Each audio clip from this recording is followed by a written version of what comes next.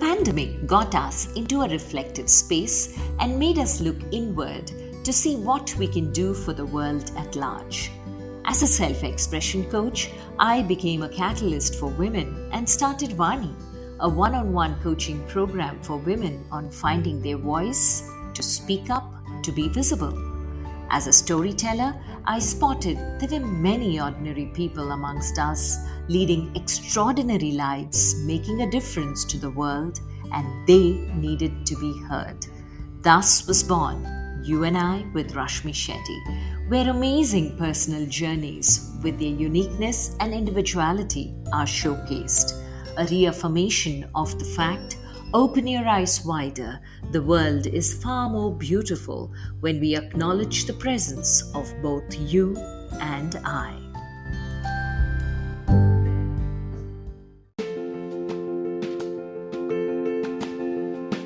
Our guest today is an Indian film musician, flautist, a well-recognized stage artist, producer, and music conductor. A perfect choice for this Women's Day special. Ashwini Koushik is a popular flautist from Bengaluru. Some of the highlights of her illustrious career are: she's recorded for over 180 film tracks and background scores in Kannada, Tamil, and Telugu films. She has to her credit 3,000 plus live shows as a flautist with almost all the leading artists from South Indian cinema. She's also the lead flautist in some of the musical reality shows in Tamil, Kannada, and Bangla. Her consolidated views on YouTube count to over 50 million. Ashwini Koushik's debut orchestral stage production, titled Ilaiyaraaja: An Insight, in 2019, was a sold-out event and went viral on YouTube, garnering more views than the original tracks. Maestro Ilaiyaraaja invited Ashwini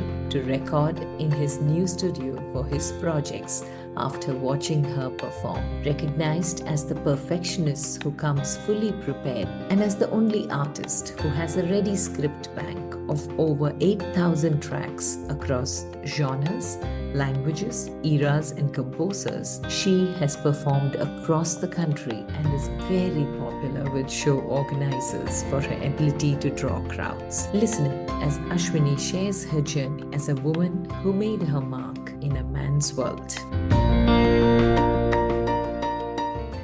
Ashwini, I have always seen you as a woman with pride, a woman myself. Every time I host a concert and I see you amongst all the men, so gracefully playing that flute, and the notes being even more tuneful because you're playing them, gives me a lot of pride and honor to have you as a friend. Welcome to You and I with Rashmi Shetty. I'm really honored you're here. Thank you so much for having me here for your podcast. And it's really an honor to talk to you. And I've always found you so inspiring when I see you on the stage, when I see you talk to the crowd. In fact, for most of us, whatever we play is rehearsed and we know what we are doing. But for you, it is so spontaneous. You need to manage. The dynamics are really very different. And I'm really a big fan of you that way. So nice to talk to you here. You know, whenever I see you there, the lone woman amongst all the men who are playing, I always wondered that I should sit with you one day and ask you what prompted you to take flute, and what was little Ashwini like? I know Ashwini now is very friendly, confident, bold. What was little Ashwini like, and to the Ashwini Koushik that the world knows you today as? And what was your journey? Where was it? How was it? Please take us through that story. Sure. I was not very keen on doing anything, frankly speaking, when I was a child. I wanted to keep playing all my life, just so very playful and not very keen on. I was not a very topper also in the school, nor that did I have a passion for something or any of such things. I was that cool going girl. In fact, the surrounding, the society, all the people around me actually shaped me into what I am today. My father was the one who was too keen that I learn something, because my sister, she's the elder one, and you know the elder people typically are the good girls of the house. Yeah, okay. So they pick up things, whatever is told in the house, they do all the things well. So we have to keep up to that standard of the sibling. And she's a violinist herself.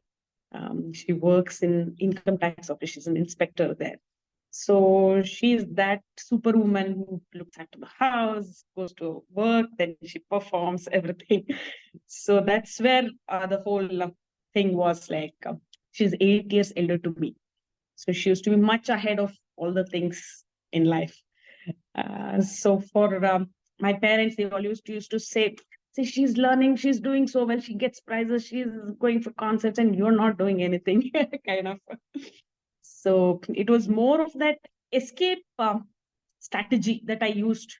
And I told, because I had a harmonium at home, there was tabla at home, there was violin at home, and in the surrounding, there were no flutists to teach, nobody. So I said, I'll learn flute. So convenient escape. But then maybe it was destiny that soon we had a flute teacher in the neighborhood, and he used to play flute in the evenings. And my father was like, you were saying you want to learn flute? No, see, there's one person, let me take you there. And again, I thought there was another chance. Just because there is a flute teacher and somebody is playing, if I go, they will teach as if, and even if they teach, I should be able to play, no? Oh, I said, okay, let me go. And when I went there, he said, okay, you're 6 years old. Okay, let me give you a flute. Let me see if you can even blow the flute or not. And then the very first blow had the sound. He was like, Are, she can pick up, she will play. Don't worry, you go. And that's how the journey started. And when I used to go to the classes also, he used to have a tough time, because I used to carry off his children also, all the students outside the house to play while he's teaching. And he has to come hunting for me, saying, hey, all of them have to study and you are here on the road playing. Come, let me teach you. And he used to have a rule for not more than 1 hour, you should stay here, you should go back, or else you will spoil all the others also. Okay, you And sound like a solidly naughty kid, and yeah. always looking at ways of moving away from what the world wanted you to do. Exactly. And when this journey with this flute teacher began, how did it become serious for you? And when did you know you're falling in love with the flute? For me, playing flute was not very difficult, because I had already had this passive learning from my sister. I just had to convert all violin lessons to flute. So it was not it was a known terrain. So for me, it was really very it came just like that, because all the lessons were by heart. She used to sit and play. So more than me, she used to work hard. And by whatever, I used to listen to her around, because I used to be around her. So I used to get all those things. It was known familiar pieces that he used to teach. And that really made it very easy for me. And for him also, because I was really a little girl, and he used to he couldn't scold me. He couldn't, because that's an age where it's not that you understand something, and it's not that you don't understand anything. It's an age like that. So he used to teach, and by the age of 8, he asked me to apply for a scholarship called CCRT. It's a Center for Cultural Resource Training. This scholarship is given from the Government of India to about 100 students who pursue to learn Indian art forms. It can be any Indian art form. In that, they choose only 100 of them every year, and they give scholarship to learn that piece of whatever the art that they are learning. So he asked me to just apply for it. And the interview was in Chennai. And amongst about 10,000 applicants, I got the scholarship that year. And that continued up till my graduation, till about I was 21 years. Every year I used to get the scholarship, and there used to be renewal every year. I had to go attend that renewal, where they used to see my progress, if I'm progressing, and if the parents are supporting for whatever the money the government is giving. So that really was a rigorous thing that started, and it fell in place. And it was like my parents also didn't feel like diverting me into anything else, because the scholarship was there, the support was there. And every year there was an appearance for some exam kind of a thing in front of a forum. And they used to kind of randomly ask all sorts of questions to see if we are progressing in practice and all of that. So somewhere all those things added. And in the school also, I started performing. And there used to be that I used to become the teacher's pet, because that extra attention is there. And I could take off whenever I want. All of those things, that attention, the claps that you used to get, all of those things really made me kind of even then, till about I was in my high school and college also, I was not really kind of, I knew I can play, I'll perform, but I don't think I was that very passionate till that moment. It's only when I had to kind of choose if I have to do a course in somewhere, if I have to look for a job, if I have to get into engineering, or if I have to do something else. That's when I really thought, no, music will be a thing in my life. And that's when I went on to learn flute in Chennai. Every week I used to go to Chennai and learn flute from Maestro Dr. N. Ramani. Oh. And yeah, so that's how everything shaped up. Wow. Because Dr. Ramani is an inspiration for anybody who knows even a little about Carnatic music. You truly are blessed. When it comes to being the performer you are today and the most sought after performer, when did you decide to make it a profession completely? Actually, to begin with, my parents and everyone around me were not so very happy that I was saying that I'm going to take music as profession. Anything beyond the parents' understanding, if you want to pursue, if you want to do, I don't think they'll be very comfortable with it, because they don't know what that's going to be and how it's going to be. So there was that resistance was, of course, there in my life. And for them, they really wanted to settle me off in one family where I can kind of don't bother them in their old age and all of that. But then I was also kind of not very sure, because I didn't get that kind of a support from them. So I was really, really rethinking on what I have to do, whether I have to really get into. I did my BSc in physics, chemistry, mathematics. Father and mother were like, if you don't study science according to them, you're not even a human being. So I had to kind of forcefully, with a lot of pain, I did BSc.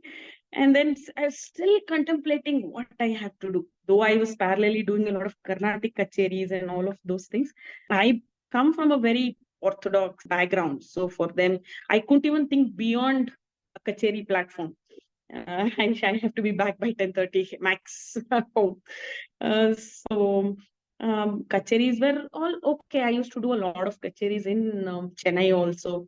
I have shared stage with Vellur Rambhadran, and then Kanyakumari. I've played with quite a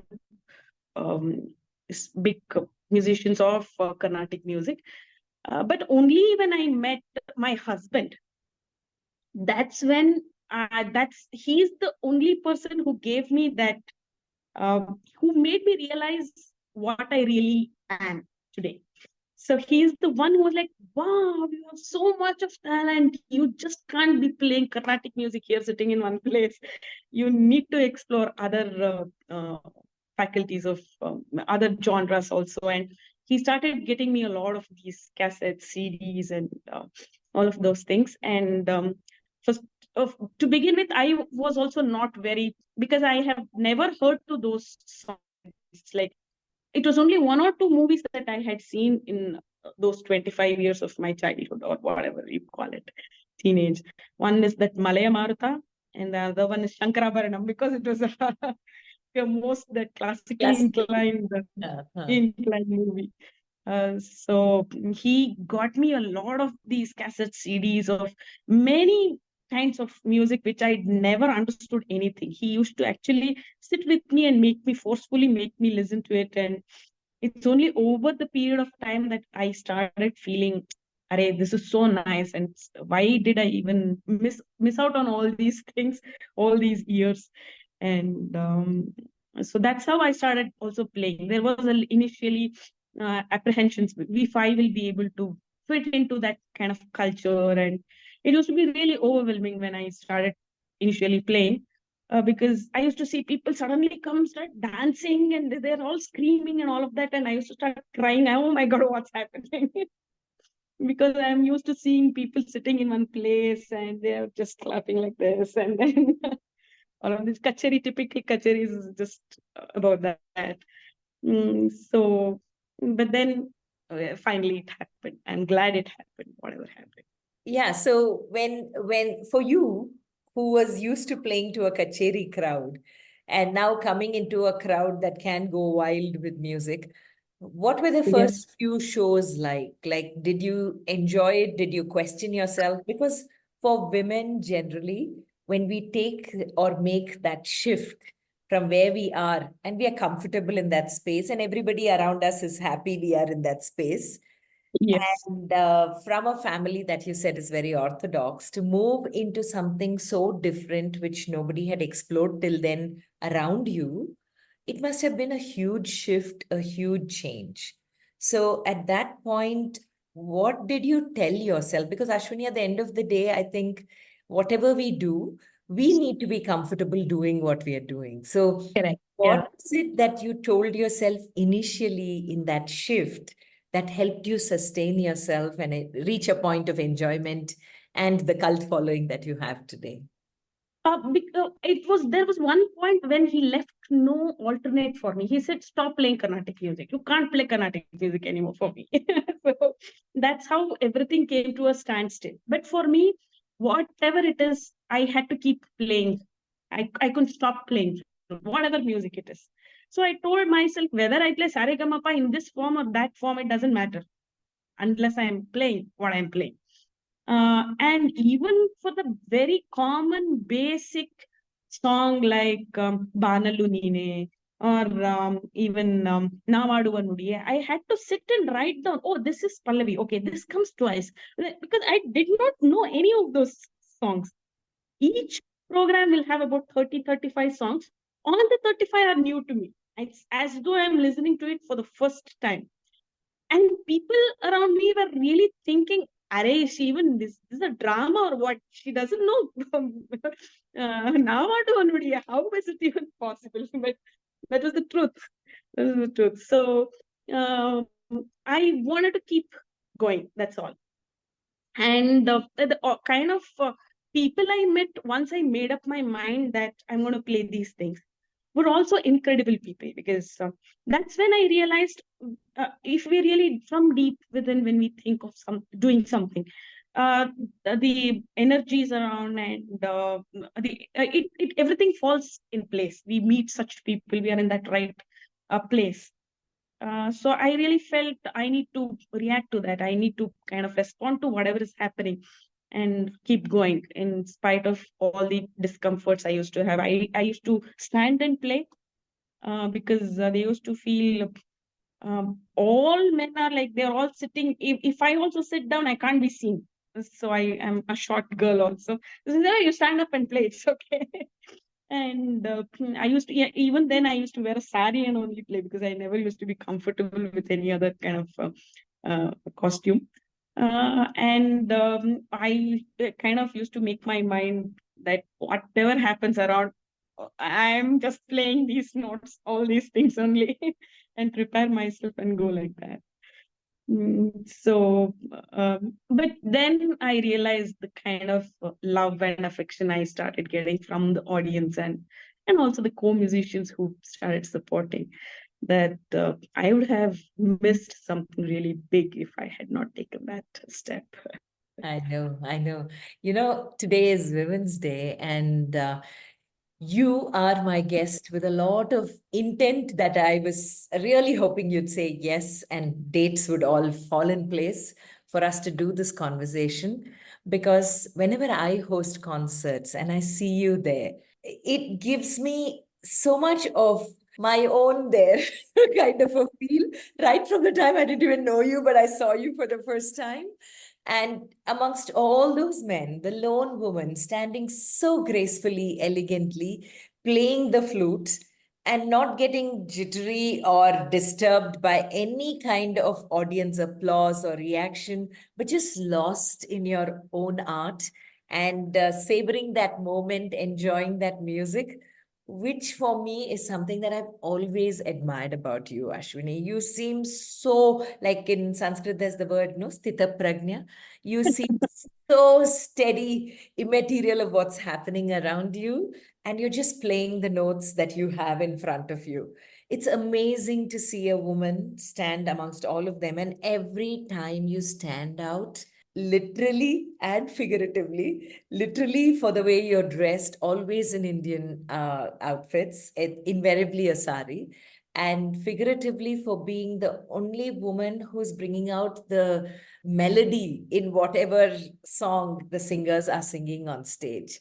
So, as a woman, when you see your journey to reach a point where you're so comfortable with who you are, I'm sure that journey must have in itself been something of a huge learning for you, right? It is because, especially in the Indian setup, many things are taken for granted that you need to cook. You are the representative of your family, whatever the culture, your tradition, and everything.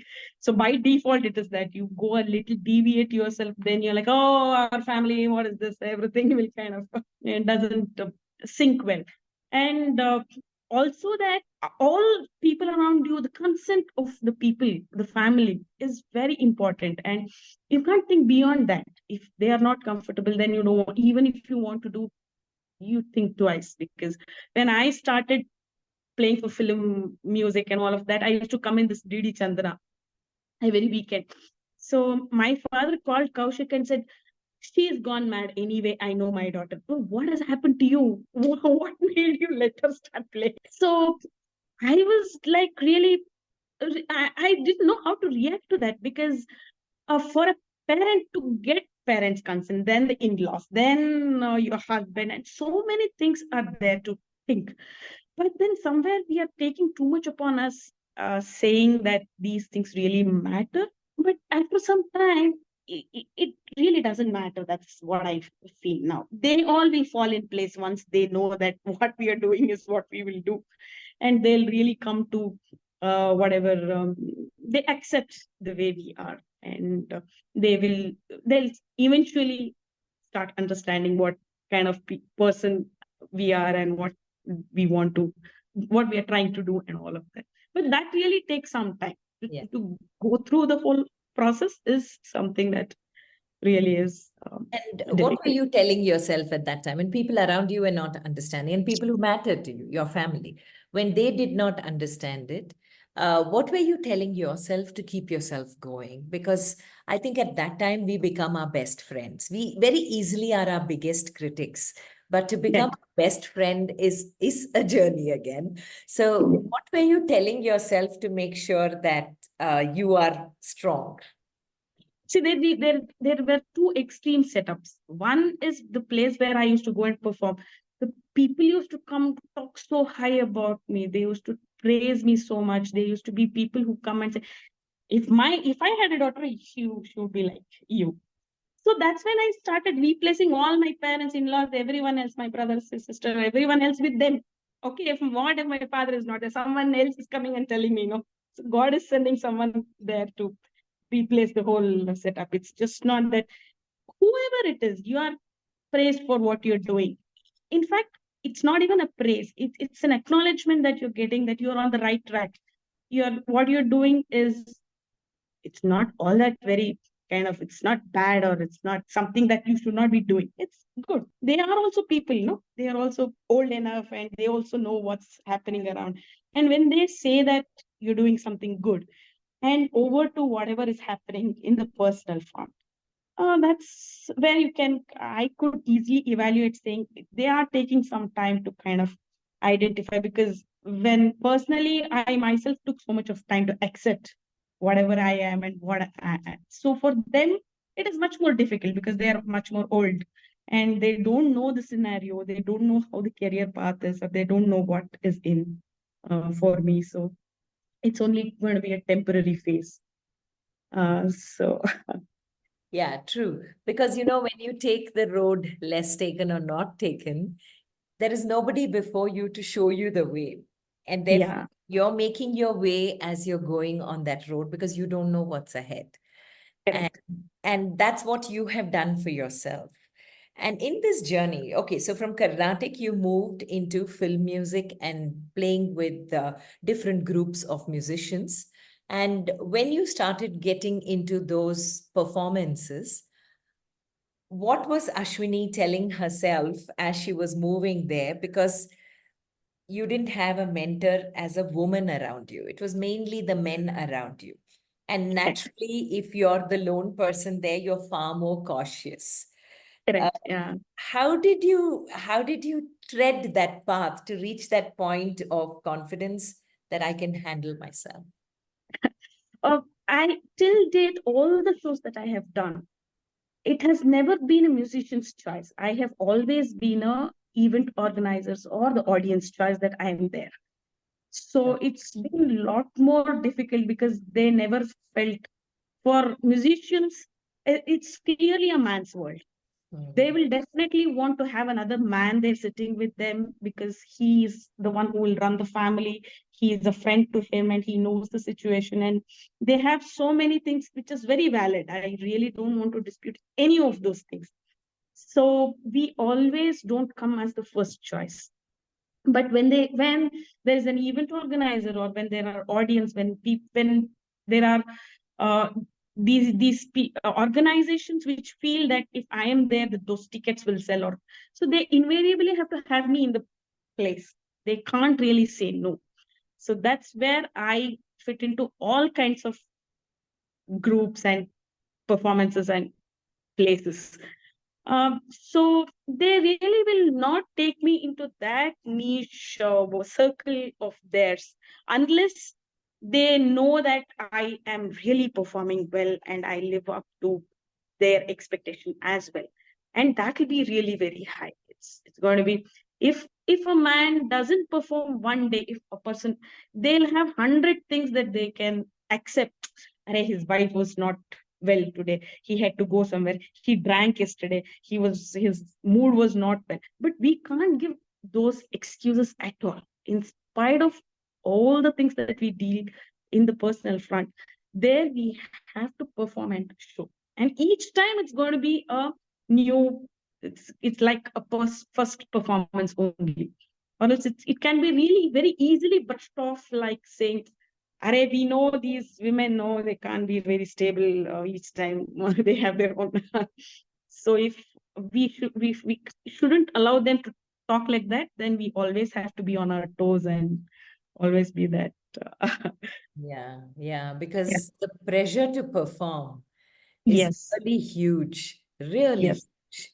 And when it came to this program a few years ago that you did on Ilaiyaraaja, a tribute to him, and you had shared that with me, I was completely shocked that you're going to curate such a huge event because Ilaiyaraaja has such a wonderful body of work.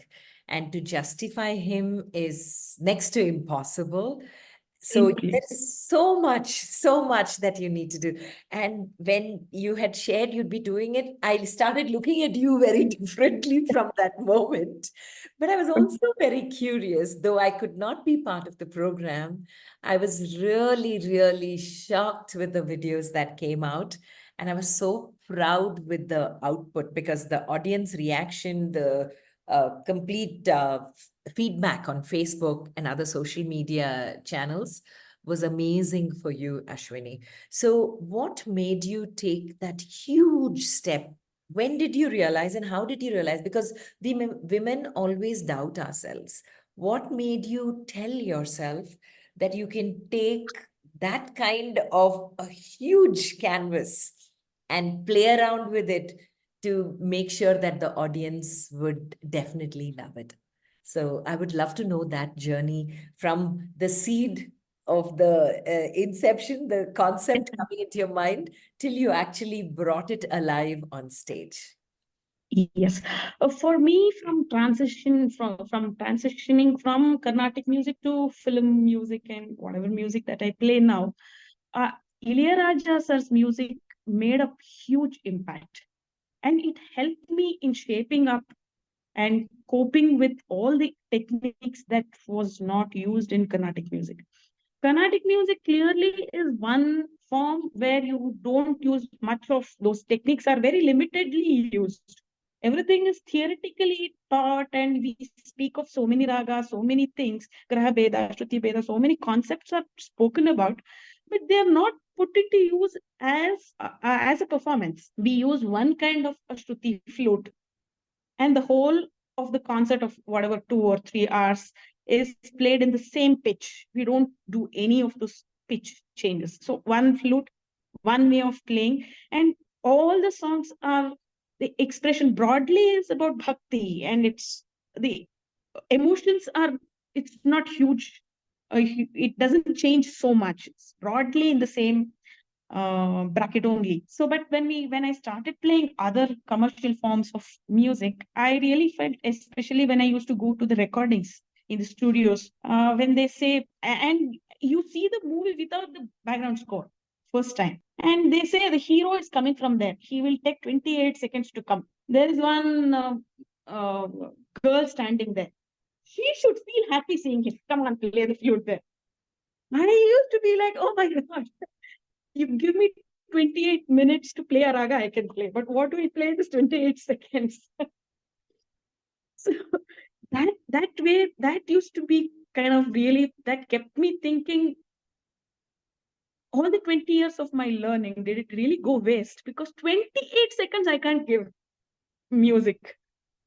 And whatever I played, they did not approve, because no, when that boy comes, the girl should, the heroine should laugh.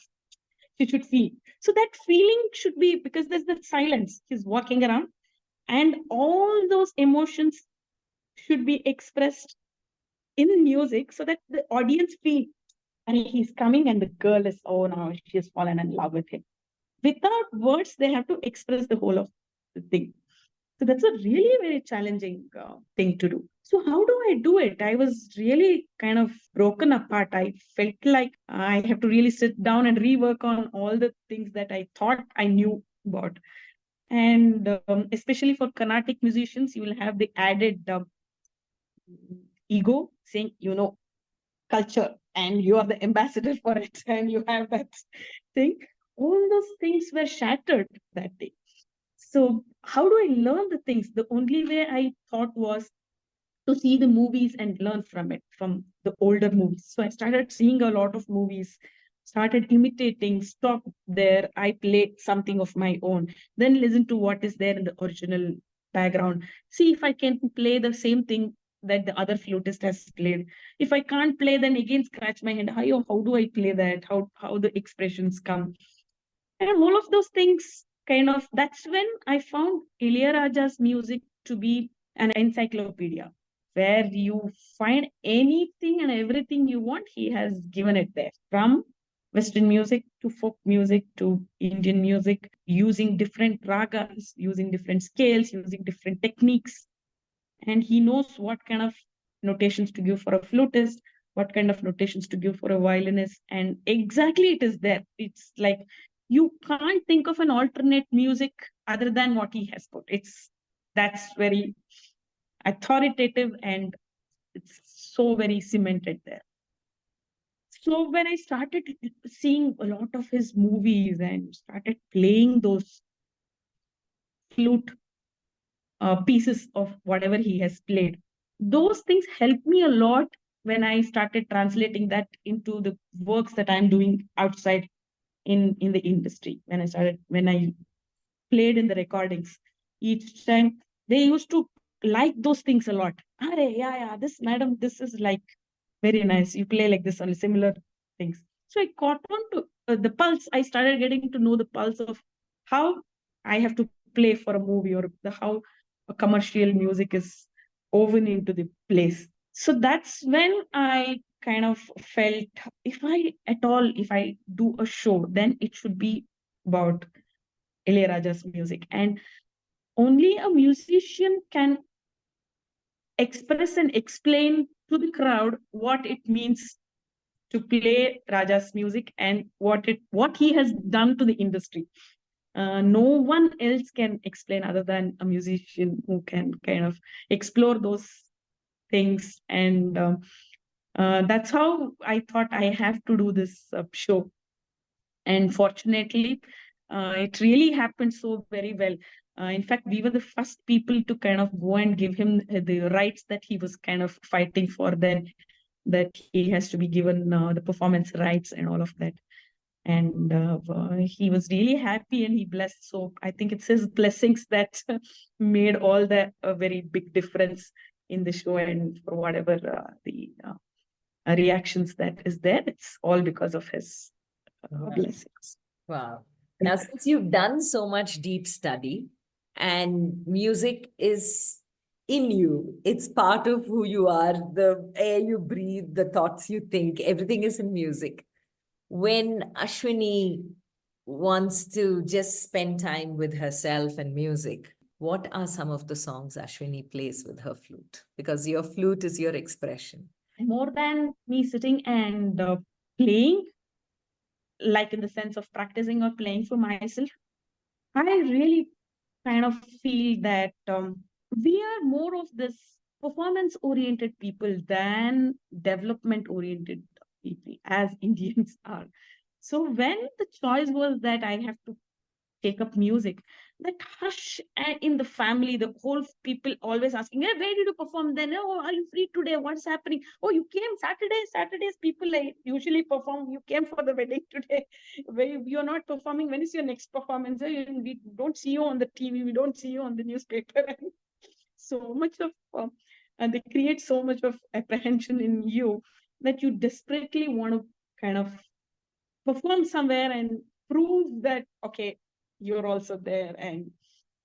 But then over the years that I have been playing so much, I've started beginning to believe that performance or what you earn doesn't actually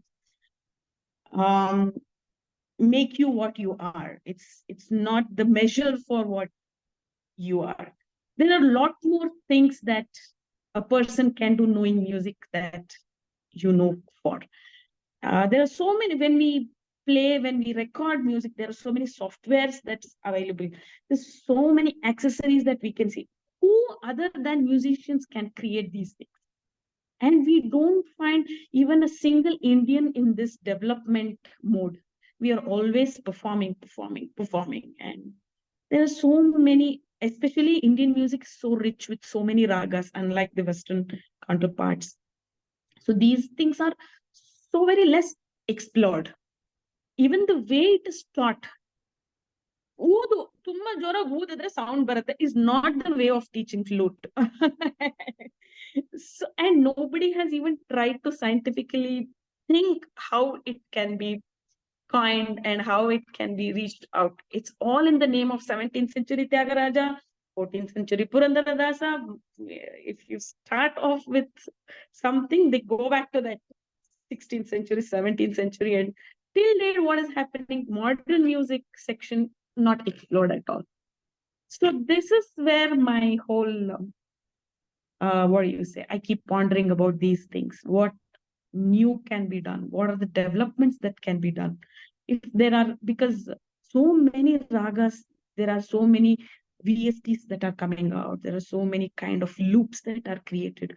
But these ragas are not explored because they don't know all of these things.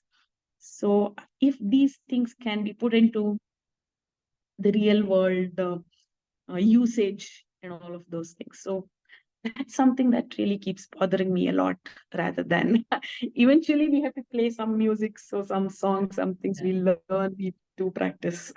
Yeah. Yeah. So, now that you're in this very philosophical but very important questioning mode, I have a question, Ashwini, for you. What does the flute mean to you? What is your relationship with your flute? Flute is just an extension of myself, is what I'd like to say. It's more like till the date I saw that this is the flute and this is me, I have never had that kind of connection or with the audience as well. Only when it became an extension of myself into that whole thing is what made me who I am. And people identify only then that this is Ashwini, or else I am nobody. Yeah. So it's that, and there are so many things that I still don't know about it, and I'm still trying to find out, still happening. And the more I'm digging, the more I'm fascinated, the more surprised, the more frustrated sometimes, thinking, "Arey, why didn't I even realize this for such a long time? Am I such a dumb person to have taken so long to realize?" So it's such a simple instrument, but Yeah. it's so much of things in it. Okay. And if you can share one thing, which was like your biggest aha with the flute, because like you said, it's a very simple instrument. One reed of bamboo, and then there are holes in it. You breathe into it while you stop the air going out from all other holes. But with that, the 7 notes and the magic of music that comes out of it. What was your biggest aha with the flute when you started establishing your relationship? During my course of learning, I learned from one Vidwan, M.S. Srinivas here. He taught me for a brief period of about 1 year or something. But then he used to kind of say, music is within you. It's just that I have to remind you of all those things you've forgotten in your past life. So I'm just kind of trying to remind you, is what he used to say. And I never used to get that connection at all. And he used to blah, blah, blah, say so many things. From Sa, Pa will come, from Pa, Da will come, from Da, Ni will come, so many things he used to say. And then I used to kind of really get confused with the classes that he used to take. He used to kind of come for about brief 20 minutes of class he used to take, and he used to go off. And then he used to say, if it is there in you, if you get someday, you will get, or else you won't get it. Even that he used to say and go off. So it's during all those times when I used to struggle for techniques in the studio for playing for the films and all of that, that the things that he taught me 10, 12 years ago suddenly came up to me that day. And it happened. That's when I felt, oh my God, it was all there. It was only that I did not give so much of thought to it and really did not focus on. It's only when that necessity that creates the whole learning. I don't think there's anything other than I can replace the whole thing with that. Wow. So yeah, that's very true. That's when you start realizing small things and statements your correct. teachers tell you become Yeah, life lessons itself. correct. And which was the first movie that you played for, Ashwini? Do you remember the moment when you got the call and how the journey began, where you started playing for films, from the Carnatic flautist that you were to the performer that you did with a few musicians to playing for film music, and the journey continues? Yeah. I began playing for this DD Chandana. Yeah. They used to do one program called Madhura Madhuravi Manjulagana. It used to come every weekend. Yeah. And that show was like, it was a public show for the public. They used to have a good set of musicians and orchestra, but anybody from the public could come and sing. That's how it was. They used to go to villages.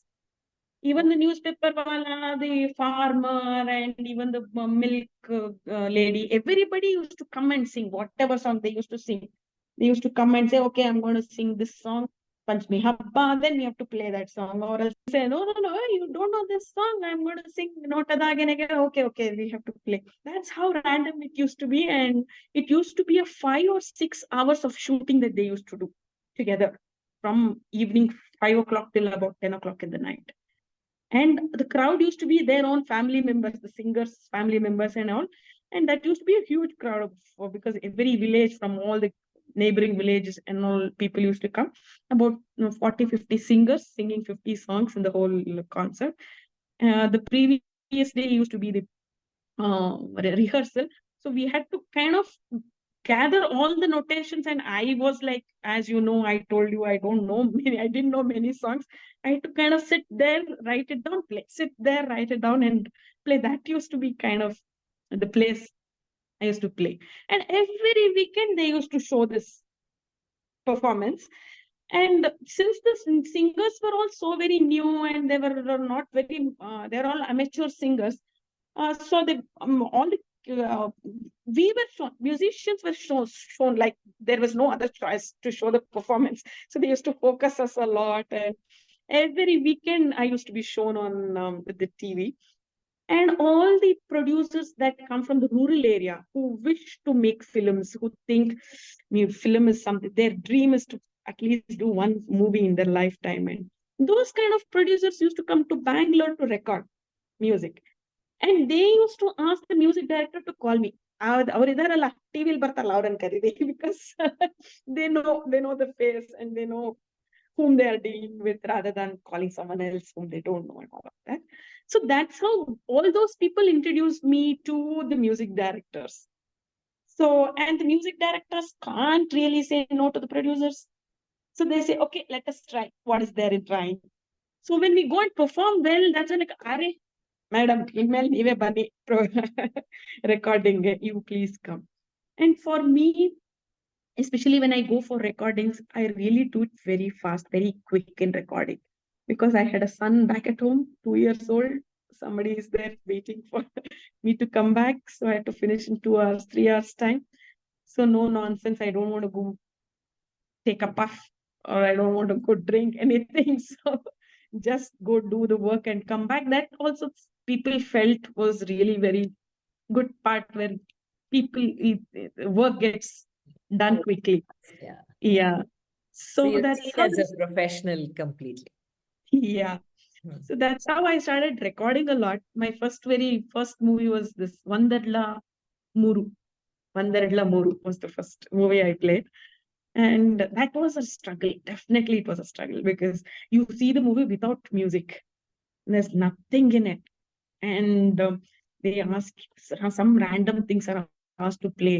And then that should give the life to the whole scenario. And to grasp the whole situation in that short period of time and to express is something that I really struggled with that one movie.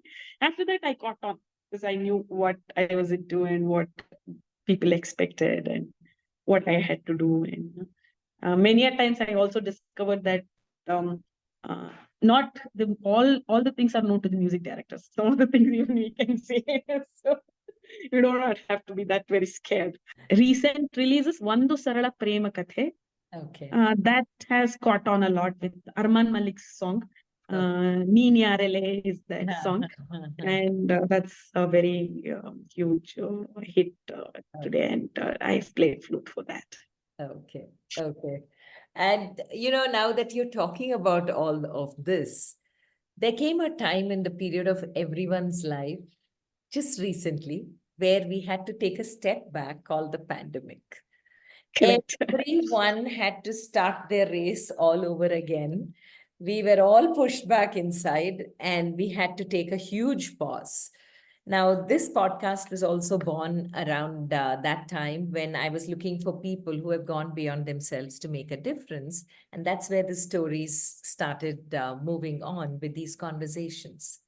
What are your reflections from the pandemic? What has the pandemic taught you, Ashwini? Pandemic was the busiest time, I should say, because my mother-in-law was not well. Oh, okay. And then we had never been together as a family till then. So that was the time when we got to spend a lot of time with each other.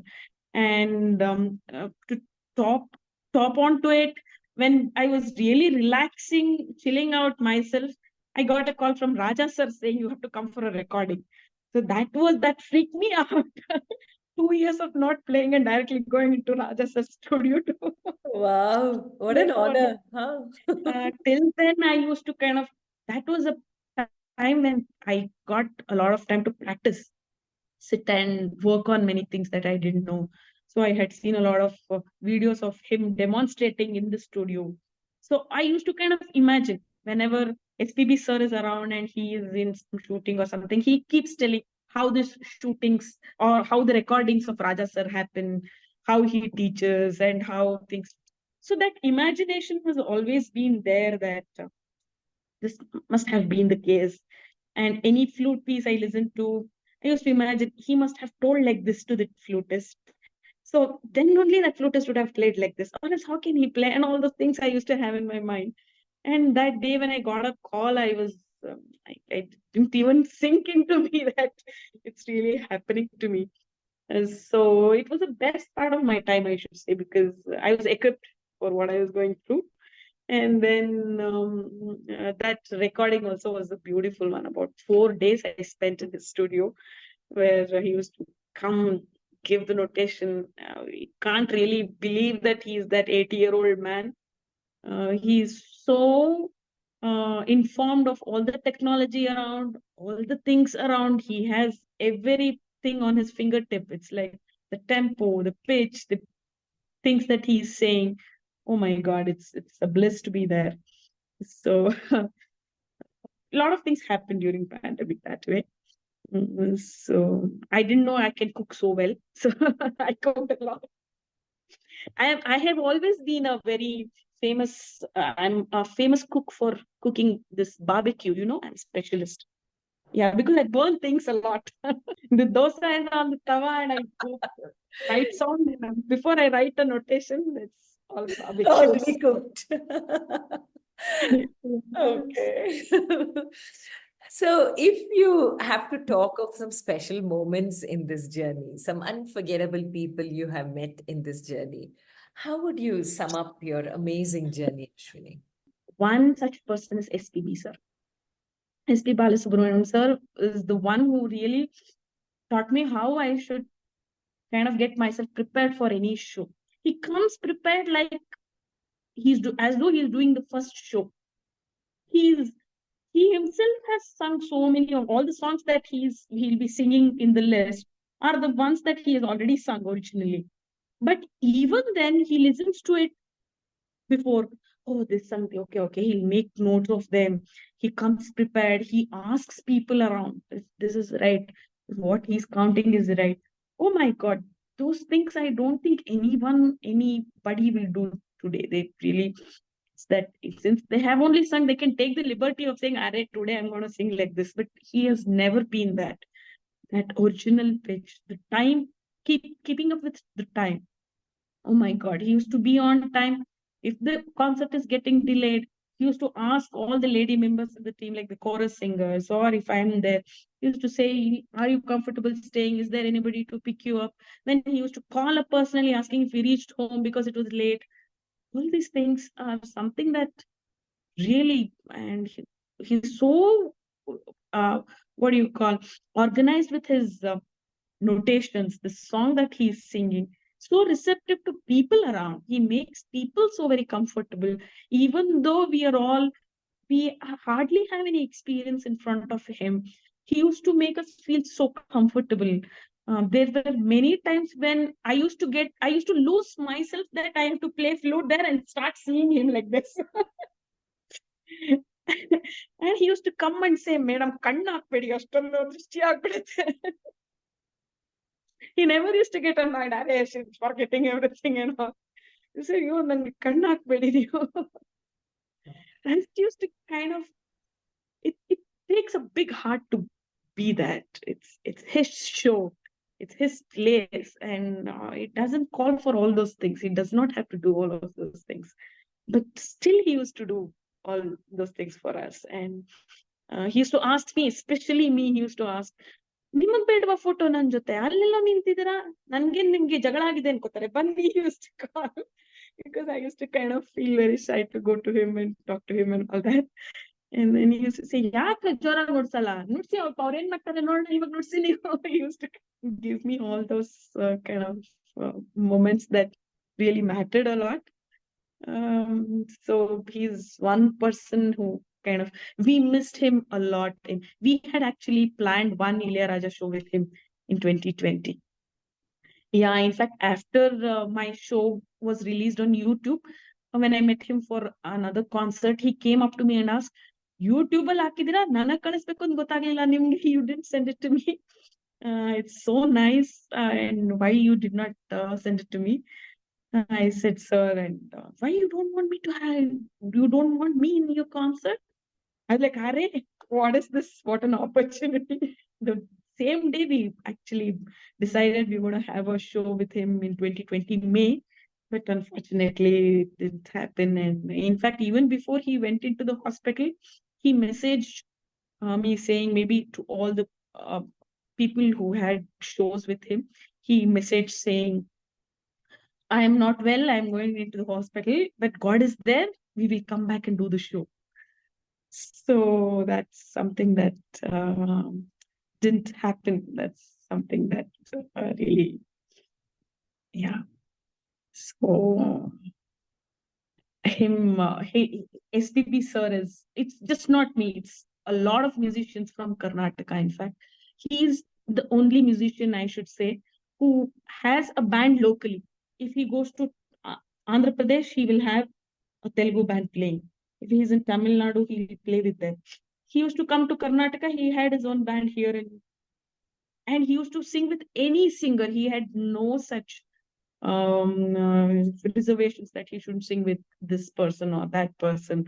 And he used to play with all of it. He gave that opportunity. And when the man of that stage talks about so many artists, naturally all those people got the attention, and he really made a difference to a lot of people here. Yeah.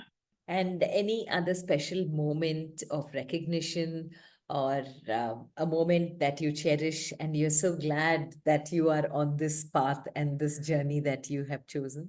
When I was performing in one public show, there was this one lady who came. She was selling this groundnuts. So she made a groundnut mala. And she came and she gave it to me saying, I don't have anything else to give you, but can I put this mala onto you? Can you play one song wearing that? That time was like, I was so moved, because how many people will want to give what they have, what they are selling, and what their properties to someone else? And there's this another lady who was selling bangles, and she put in a set of bangles onto my hands.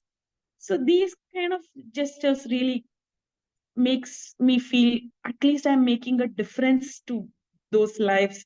That moment she was happy from whatever she's going through in the life. That moment she was happy and she was inspired. And there's one another auto driver whom I met, who was like, when I gave him the money, he said, this money, this note, I'm not going to spend. I'm going to keep this in the puja room. And I have two girls. I had kind of, for whatever reason, had stopped them from their education. But now, whatever it takes, even if I'm driving 6 hours more of auto, I've put them back to school. They're going to school because I saw you. I felt my children also can make a difference. So put them back to school. All these stories, when we listen to, we really feel God has given a lot.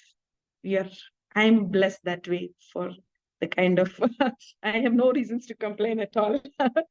And I'm glad that he has put me in a place where at least I'm able to make a little change or difference to at least a few people around me. I know. This is Yeah. amazing. Like you said, when people give all they have to you, it's so Yes, special. It's so it special. is. Yeah. And the last question, 3 life lessons, Ashwini, that you'd like to leave us with, because I'm sure with all these experiences, you may be having plenty, but your top 3 life lessons that you'd like to leave us with. Never be guilty. Don't compromise. And always be happy. Never be guilty, don't compromise, always be happy. And I think for this Women's Day, this is a very powerful message for the women, especially because we have all these 3 always hitting our heads when we are doing anything that we really love. Correct. Ashwini, when I was listening to your life, there was only one thought that went in my head, that life is what happens while we are busy planning. And you were not even planning. Life just gave you such a beautiful path, and you made such a wonderful mark at each level with everyone you have met, and you've left an impact. God bless you. Continue to be the Ashwini Koushik the world knows you as, and the wonderful human being more than anything else that you are. Stay blessed. Honored to have had you on You and I with Rashmi Shetty. Thank you so much for having me here and the kind of words that you spoke about me. It really means a lot, and thank you so much.